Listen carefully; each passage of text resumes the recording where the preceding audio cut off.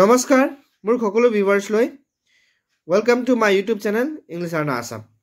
আজি এই ভিডিঅ'ত আপোনালোকৰ লগত ডিসকাস কৰিম এটা খুব ইম্পৰ্টেন্ট নোটিছ আৰু যোনটো নোটিছ আহিছে Assam state school education board division 2ৰ পৰা। আৰু এই নোটিছত কি লিখা আছে অথবা কাৰ কাৰণে খুব ইম্পৰ্টেন্ট আমি এই ভিডিঅ'ত জানিম।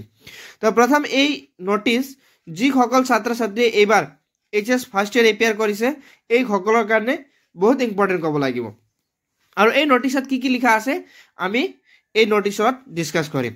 তো প্ৰথম লাইনত লিখা আছে it is notified to all concerned that higher secondary first year examination 2025 will be held in the month of February/March 2025।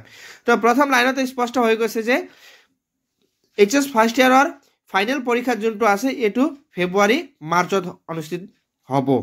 আৰু ইয়াৰ কাৰণে ফিটো কিমান অথবা অনলাইন লাষ্ট ডেটটো কিমান আছে ইয়াতেও আমি গম পাই আছো যে 26 ডিসেম্বৰ পৰা অনলাইন আৰম্ভ হ'ব আৰু 13 জানুৱাৰী 2025 ইয়াৰ লাষ্ট ডেট হয়। আৰু ফিজটো ৰাখা আছে 250 रुपीस। তো এটো খুবে ভাল খবৰ ক'ব লাগিব যেহেতু বহুত ফাৰ্ষ্ট ইয়াৰ ছাত্ৰ ছাত্ৰী সকলে কনফিউজ হৈ আছিল কেতিয়া পৰা আমাৰ এক্সাম হ'ব বুলি। তো ইয়াত স্পষ্ট দিয়া আছে যি সকল এতিয়া ফাৰ্ষ্ট ইয়াৰ এপিয়াৰ কৰিব ফেব্ৰুৱাৰী মাৰ্চত এক্সাম হ'ব। তাৰ পাছত ইয়াত খুবেই ইম্পৰ্টেন্ট এটা ক'ব লাগিব ফৰ্ম ফিলআপৰ পাছত হাৰ্ড কপি যোনটো চালানা আছে এই হাৰ্ড কপিটো ডাইৰেক্ট বোৰ্ডত সাবমিট কৰিব দিছে আৰু এই লাষ্ট ডেটটো দিয়া আছে 31 জানুৱাৰী 2025। এইখিনি আছিল Ranjan Kumar Das control of the examination IC.